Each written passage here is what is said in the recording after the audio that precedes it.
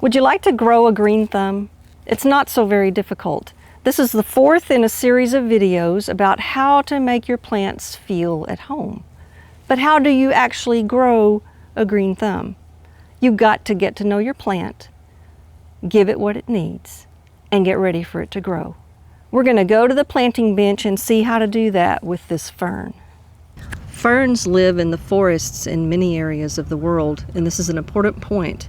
Imagine for just a moment a forest, and when you look up at the sky, you see the canopy of the trees, and it completely blocks out the sun. All you get is just a little bit of dappled shade. And over time, the leaves fall onto the ground and they decompose into the soil, providing a very light soil with a lot of nutrients.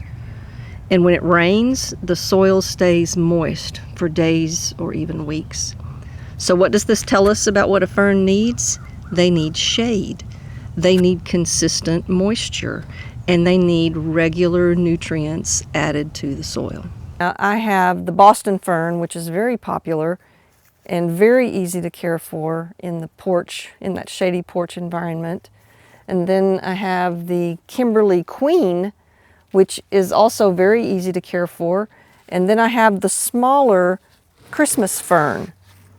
And all three of these are very easy to care for as long as you remember those key components. It thrives in the shade. It needs very moist soil with a lot of nutrients in it. And it needs to be watered regularly. If you let the fern dry out, it is going to be distinctly unhappy. Normally when you buy a fern at the plant store, you get a plant that is completely filling and overflowing the pot. And if you actually took it out of the pot and looked at the roots, you'd find that it was becoming root bound because it's completely overgrown in that pot. And if it's a plant that you want to care for throughout the year, the first thing that you should do is repot it and put it in a bigger pot so that the roots have room to grow throughout the spring and the summer and the fall.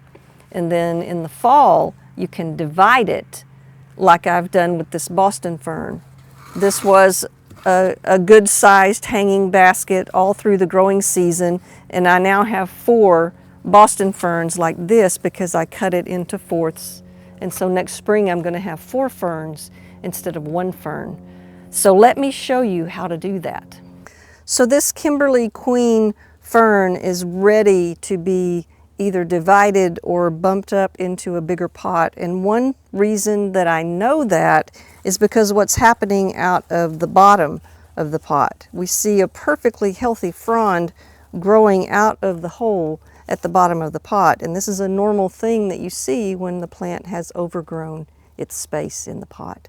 So the first thing you'd want to do is get it out of the pot. And so with this overgrown fern, I'm actually going to try to get it out of the pot.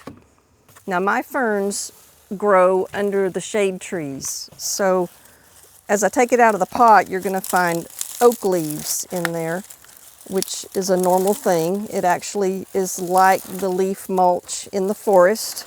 It falls on the dirt and they decompose over time. And you can see the little frond coming out the bottom. It actually comes off pretty easily if you're careful. And we can save that too. Now you'll notice it's not root bound. The roots are growing on the outside of the soil, but there's room for more roots to grow. But this is good timing for taking care of this plant as it grows.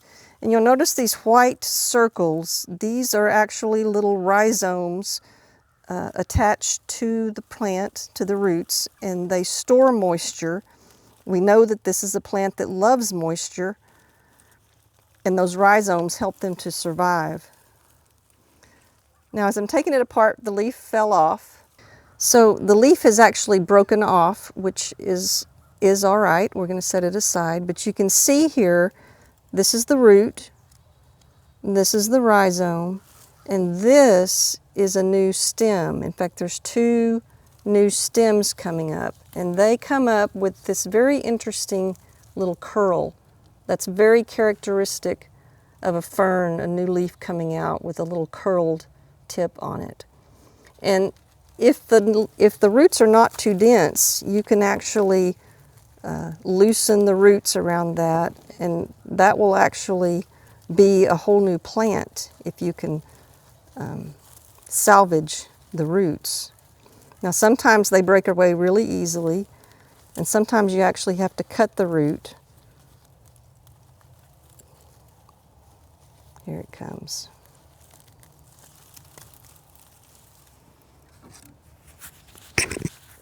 So I'm just going to make a little cut right here and right there. And this is actually a baby fern that you can grow from start to finish as a baby all the way into a full-grown plant. I'm going to set that aside. We'll put that in the dirt in a minute. But I'm going to set this up,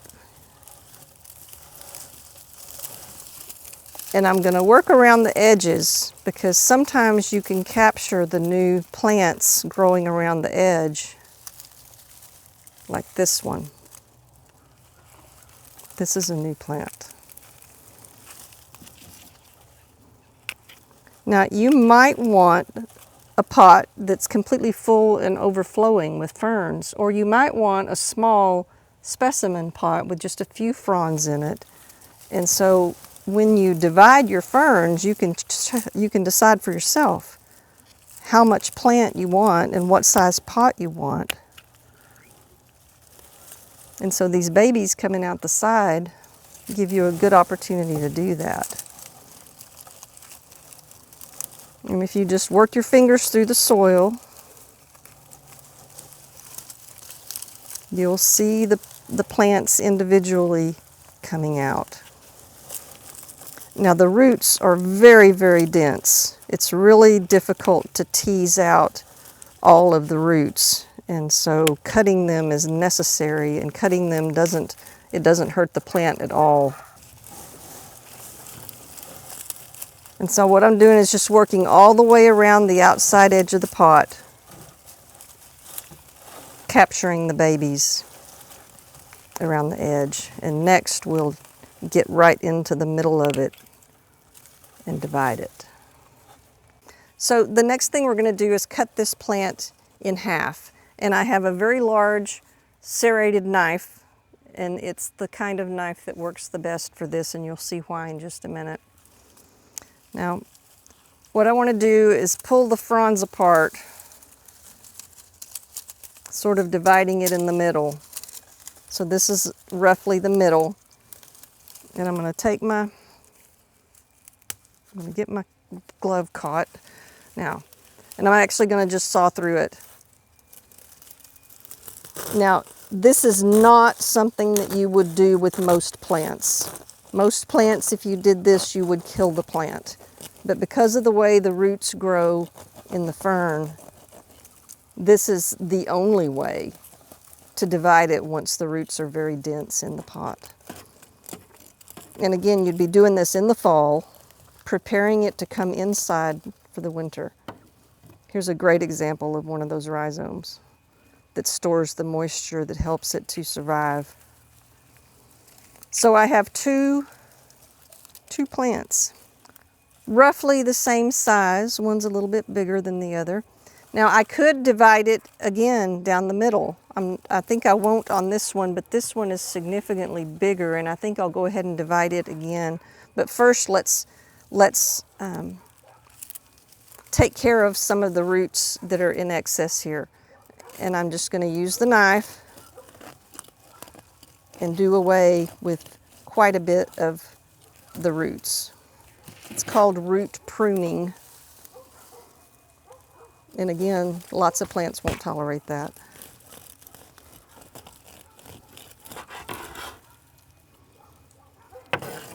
And so I'll find a pot roughly big enough to put this in. And if I can't find one deep enough, you can actually cut off more of the roots off the bottom so that it fits in the pot better. With ferns in particular, soil is very important. You can use a potting soil, but you're probably going to need to add some things to it, because it wants to stay very moist, but it doesn't need to be waterlogged. And so peat moss is a great little sponge, and you need a lot of it because that's what's going to keep the soil moist. But you also need a little bit of perlite, which is this little white rock, because perlite helps to provide drainage in the soil. Because roots, while the fern roots need a lot of moisture, they also need to be able to breathe. And that's what the perlite does for the fern. So you're going to have a nice, rich soil, and it's going to need to have nutrients. Now you can get fertilizer in all kinds of shapes and sizes, and I'm not going to promote any one particular, but I will say that having a granular fertilizer is really helpful because it dissolves over time. So when you put this in your soil, every time you water the plant, it's going to release nutrients for the plant.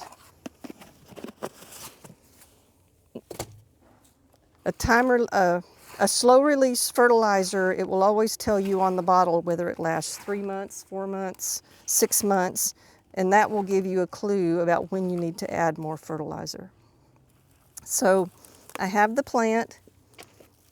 I've gotten most of the extra roots broken away so that we've got a little bit of a soil ball. And I'm just going to put this pot right in the middle, get the leaf out of it. I'm going to put a little bit of soil in the pot, and I'm going to make sure that the fern is going to fit in the pot. Now it's important to think about where the top of the soil should be, because you don't want to bury it too deep, but you also don't want it to be too shallow. So if you look, you can really tell the difference between stem and dirt, and that transition line is right here, and that's where I want the top of the soil to be. And you don't want to pack the soil in, you want to have it be very loose, and you want to do a lot of shaking and patting as you fill the pot up and let the dirt settle where it wants to settle. It's a good idea to work at this for just a little bit. You don't want to have air pockets.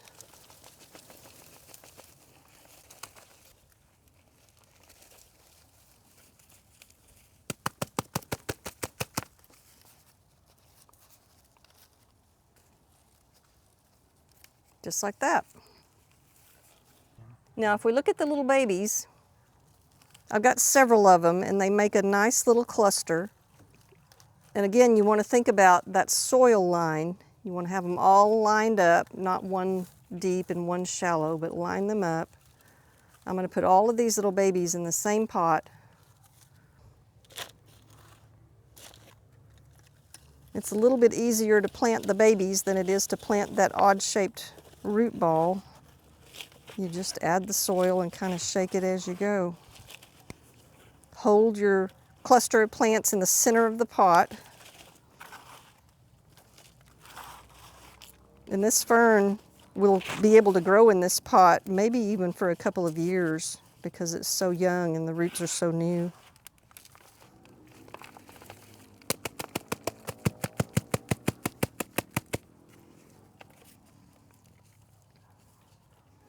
There you go. So with the fern, if you want to make it happy in its new home, you've learned something about the fern, you know what it needs to be happy, and you know how to prepare when it grows and overgrows the pot that it's in.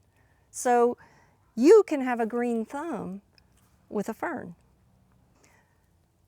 Thanks for playing in the dirt with me. If you've learned something today, click on the subscribe button and leave a comment below. And if you grow ferns and have ideas about how to take care of them, I'd love to hear what you do.